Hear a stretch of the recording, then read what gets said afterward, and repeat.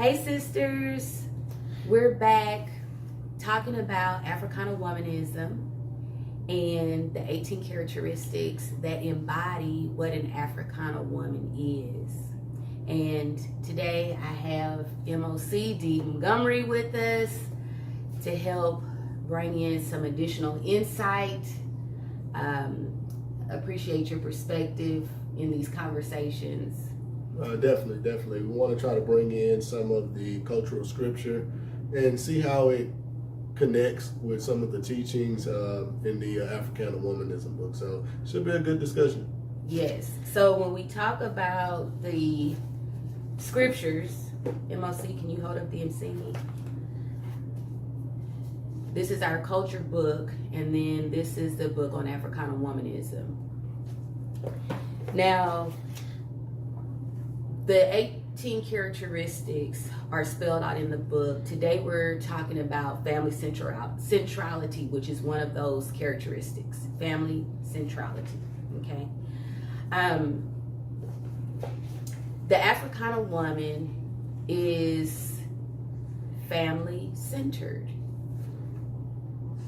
And that is including not just the family she's born into, but also the family that she creates with her complement, their children, our future generations.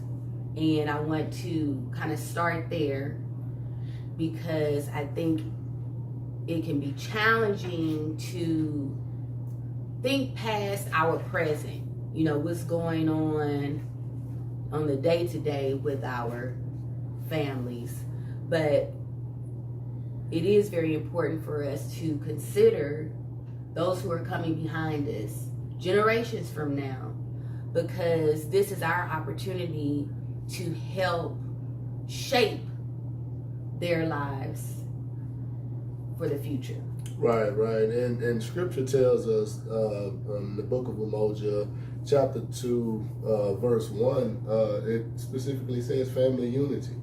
So family unity is, as a central focus, is really the glue that ensures that family-centeredness can exist.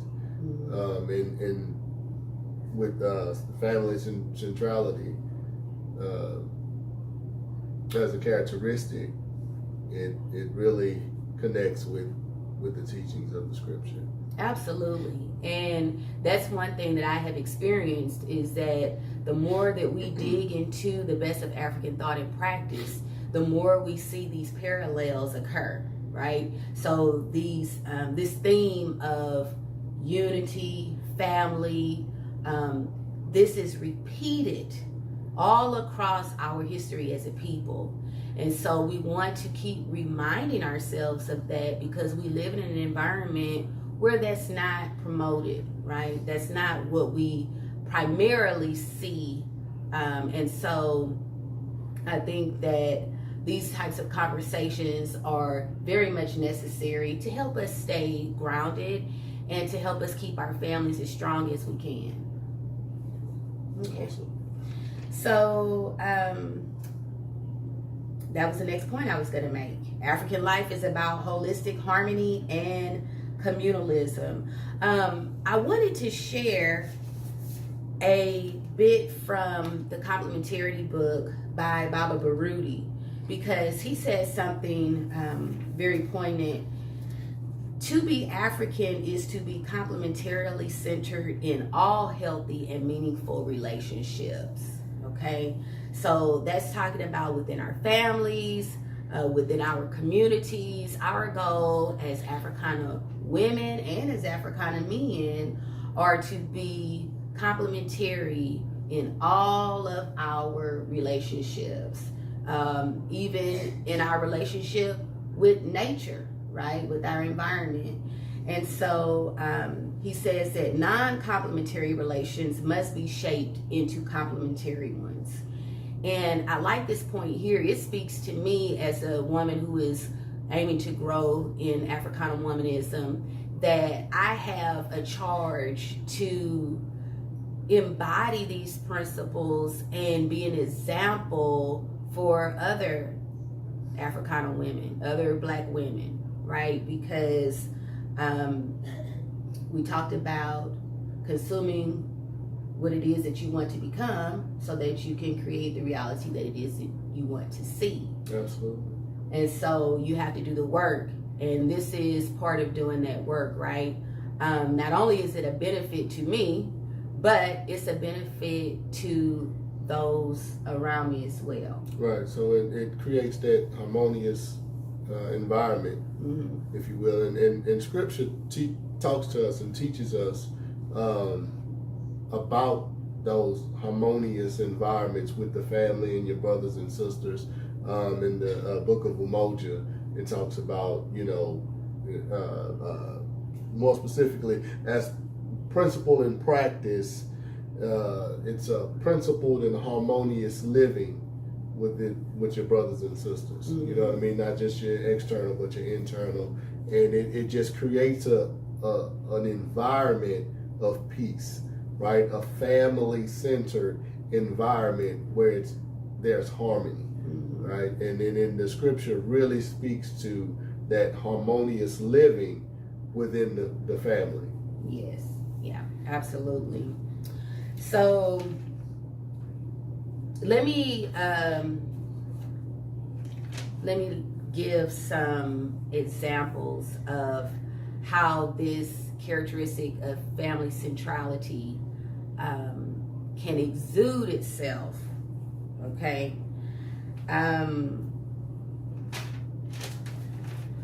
Africana Womanism is familyhood, okay, which results in children of character.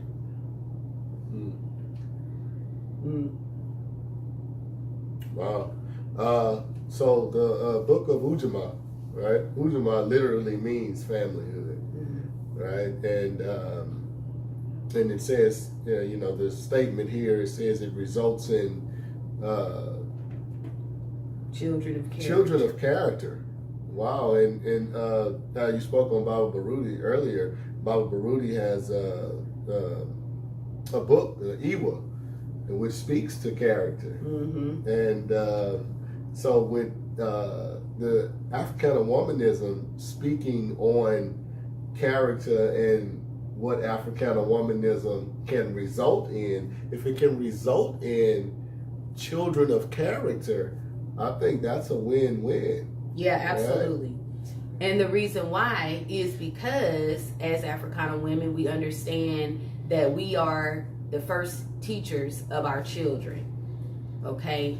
So we are living out these characteristics in front of our children, where it's coming up in conversations with our children, is demonstrated to them regularly, so then they absorb that. And they build that character that's needed to continue on that harmony in that environment. So it starts there in the home with those kids building that character. Well, it started with the woman being Africana, having the characteristics of Africana Womanism, but she then instills, or it pours out this desire for character with the children, right? And then they are able to then take that out into the community. So it just creates a whole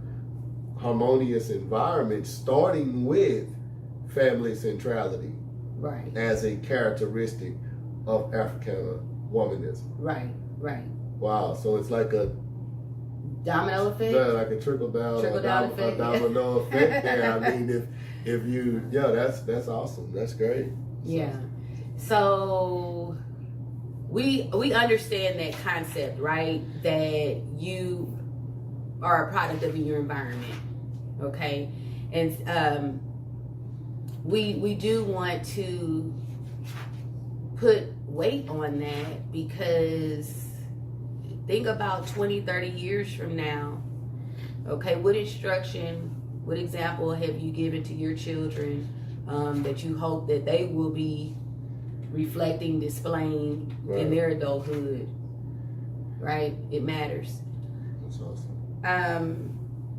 You said something that with this character, our children then can navigate any environment and not relinquish their dignity and self-respect to popular culture. Absolutely. So if you haven't read Baba Baruta's Iwa book, you definitely want to pick it up. I'm not even done reading it yet, and it's just it's awesome. There are a lot of things there that talks about the characters of an African warrior scholar, and those characteristics, if they're embodied, if they're poured into the children, I feel like when they do step outside of the home, anything that comes their way, they'll be able to withstand it and not succumb to it, right? They'll be able to not fall victim, if you will, to things that'll destroy them mentally and culturally, because they've been poured into so much in the home that when they step outside of their door, they have like this force field around them. So that's kind of what I meant when I was speaking on that. They'll be able to handle the world, the environment in which they live. Yes, yeah, absolutely. If I could share this as a side note, I had a colleague who spoke to this totally unrelated conversation, but it just stayed with me because it's along the lines of what we're talking about now. But she said that her daughter shared with her that, with all of the going ons in her life, school and homework and driving all across the city, that when she went to her place of culture, okay, that was a revitalization for her. She said she couldn't imagine not being able to plug in, because without her culture, right, it's just, life just, it could easily overwhelm you. Right. So that there's protection in the teachings. There's protection in the culture. Yeah. Oh, that's awesome. Absolutely. And that was coming from a teenager.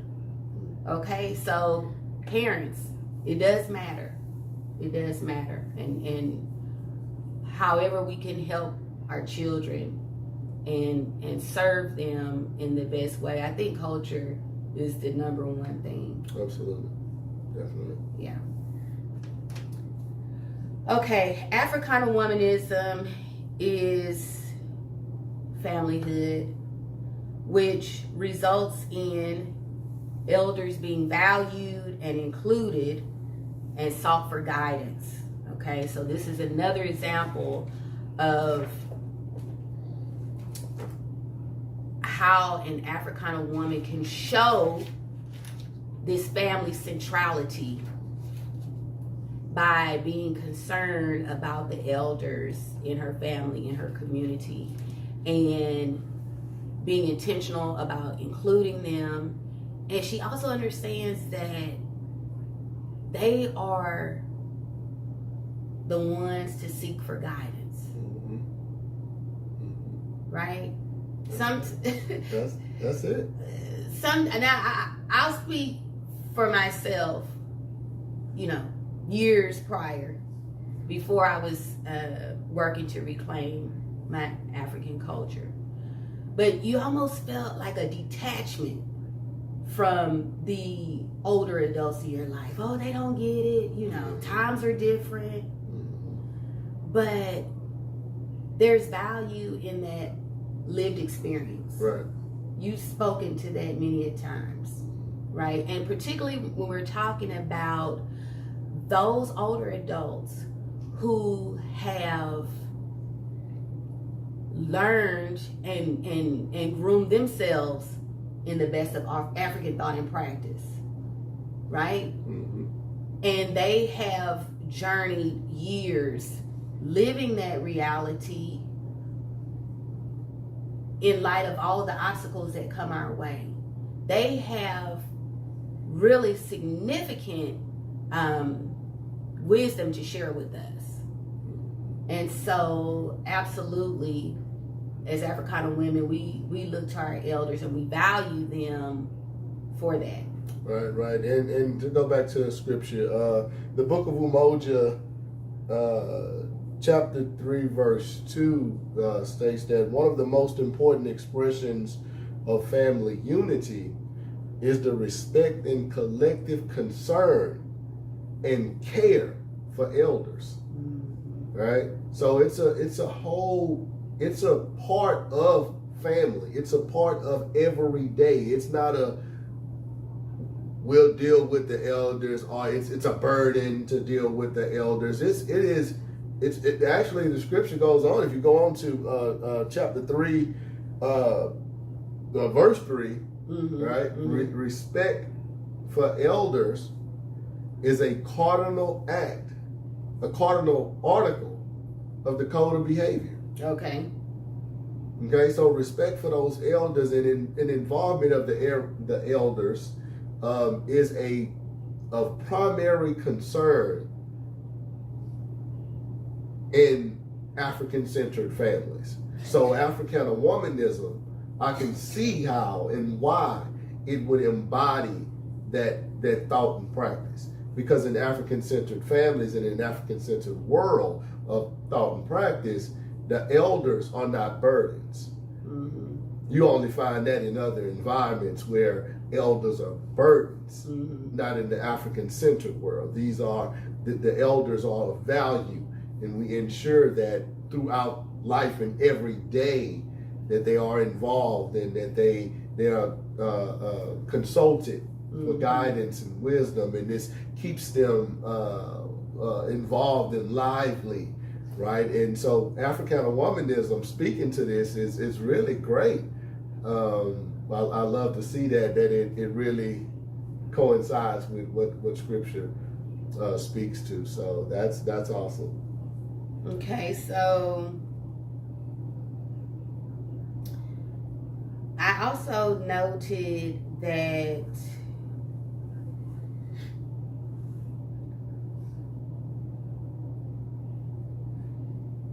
Africana Womanism results in,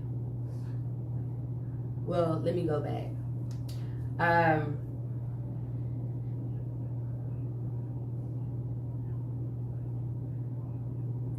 In the book, Hudson Weems talks about the Africana woman understanding that her safety, her security does not exist without the safety and security of her people, right? Let me read it verbatim because I don't want to mess it up.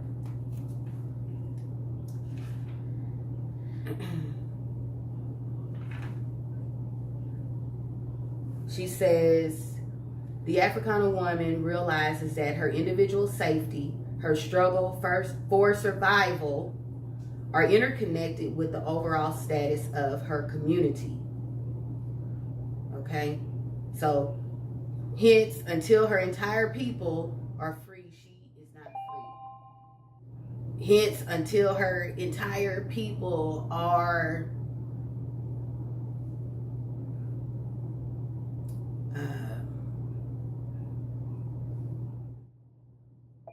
successful. I feel like we could plug in a lot of different words here, a lot of different scenarios, but it goes back to I am because we are. Right. That's what it goes to. Yeah, and then the statement where it says that the struggle for safety and that struggle for that safety is not there unless the rest of the group is reached it as well. It makes sense, right? Because if I work as a group, right, if the group can protect themselves, then I can be protected as well.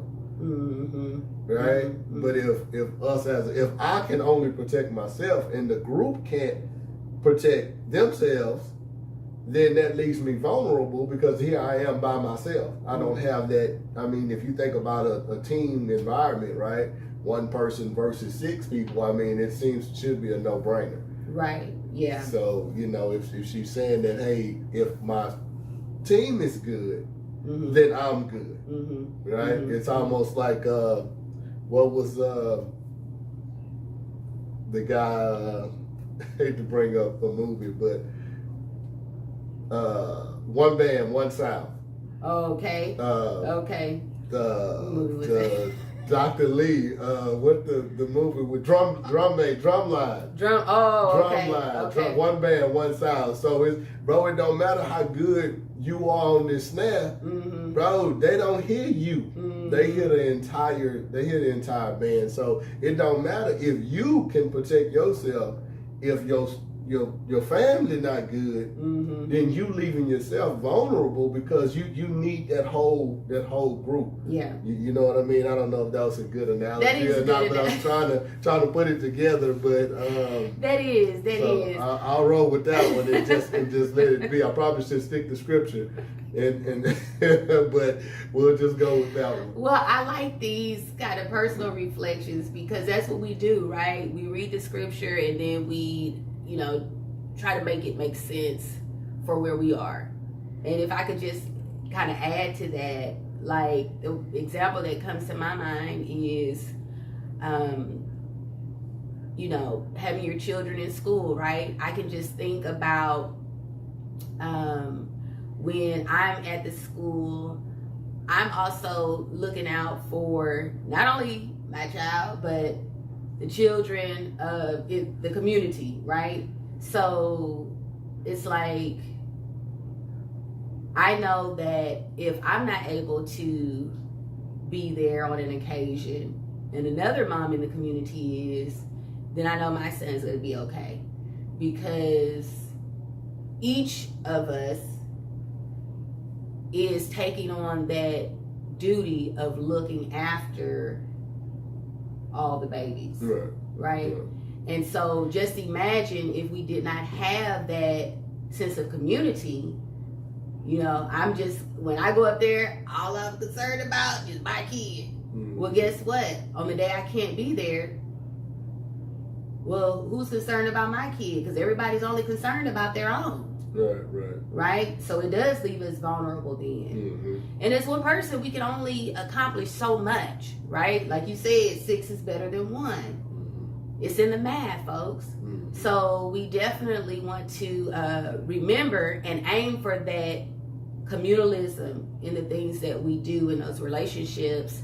It is very important to have that teamwork, that familyhood. That characteristic of family centrality that Hudson Weems speaks to, I think is very vital mm-hmm. in the repairing, if you will, of decades and periods of family unrest, if you will, in our communities.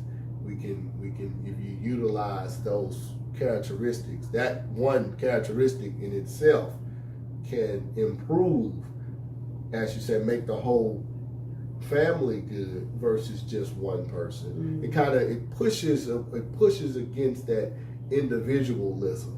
Yeah. It's what it does. It pushes against it. It's a resistance to it. And honestly, at the end of the day, individualism could lead to all kind of other issues. We've seen it. So I really like this family centrality characteristic. It's really good. I really like it. Yeah. Good. Absolutely.